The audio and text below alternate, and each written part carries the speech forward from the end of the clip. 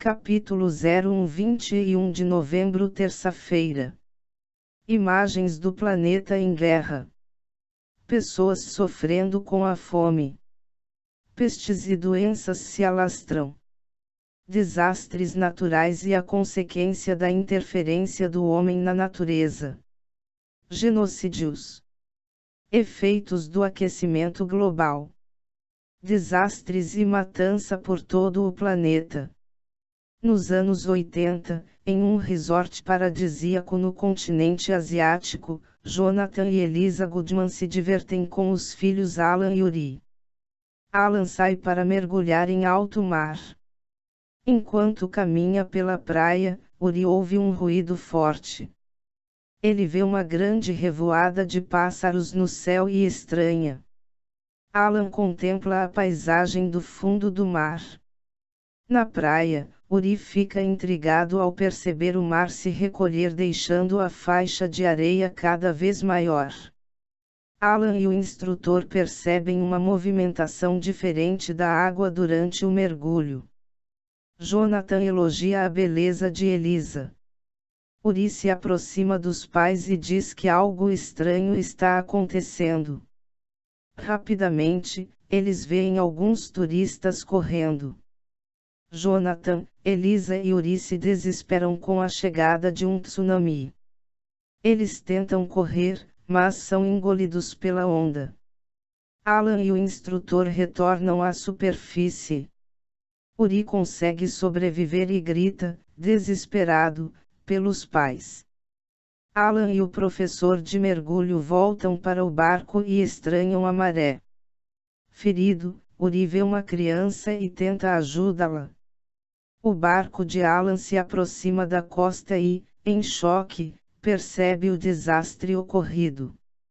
Ele tenta achar seus familiares. Uri avista o irmão. Eles se abraçam, emocionados.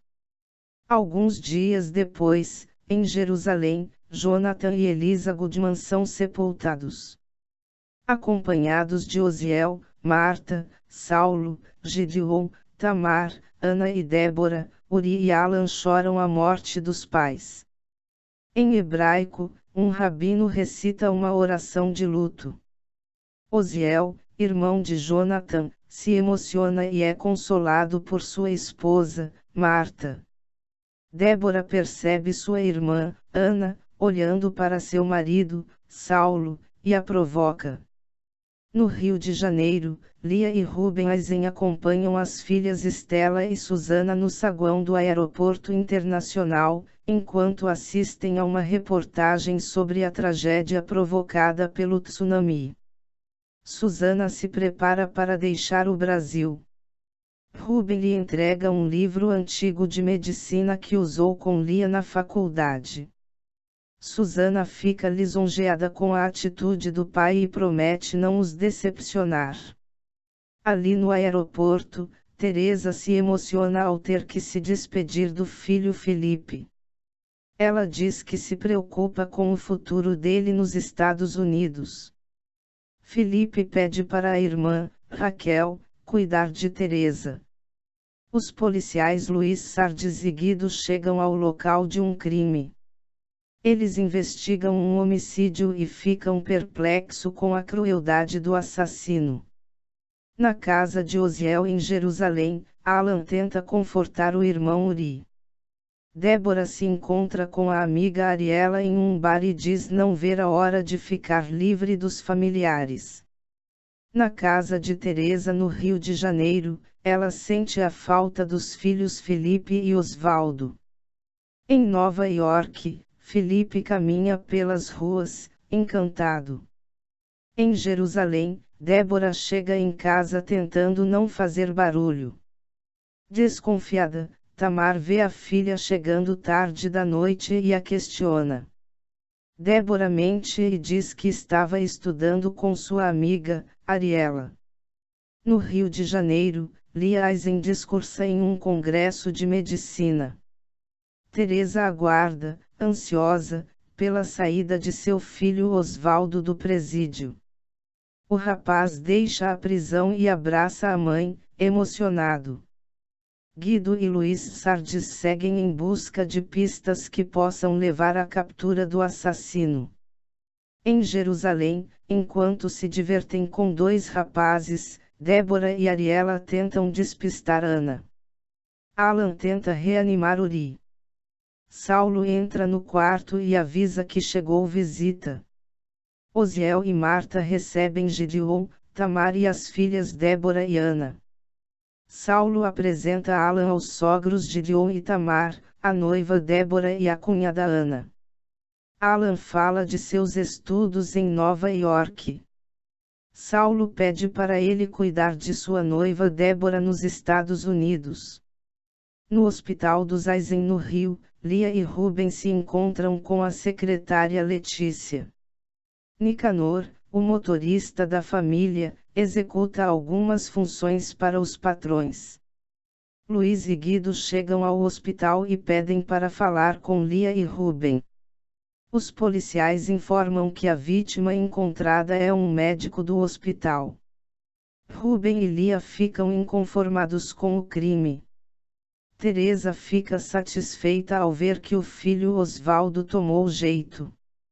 Guido e Luiz descobrem mais detalhes sobre o assassinato. Em Jerusalém, Débora se prepara para a viagem. Ela se despede do noivo Saulo. Tamar se emociona e pede para a filha ter juízo. No Rio, o detetive Luiz chega em sua casa e brinca com o filho César e a esposa Ana Sardes. Osvaldo tenta encontrar novamente Sandra, a ex-esposa, e seu filho. Eles os procuram pelas ruas. Durante a busca, Osvaldo acaba vendo o assassino entrando com um corpo em um galpão. Desesperado, ele chama a polícia. Luiz e Guido são avisados sobre a denúncia. Em Nova York, um vulto negro, uma espécie de sombra maligna, segue em direção à universidade onde Alan estuda. O vulto vai deixando um rastro de destruição por onde passa. Na instituição de ensino, Alan conversa com o colega Adriano. Débora caminha, animada, ao lado de Susana.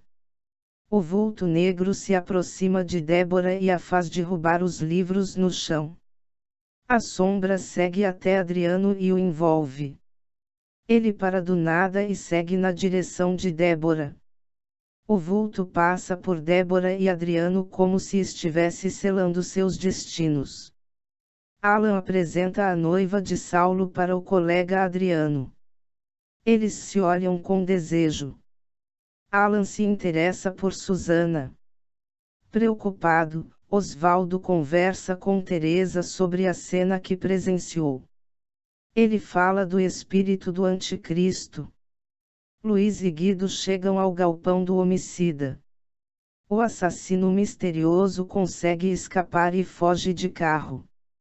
Os policiais o seguem e acabam se acidentando durante a perseguição. Guido desmaia. Ferido, Luiz tenta sair do veículo capotado e dá de cara com a arma do assassino apontada para seu rosto.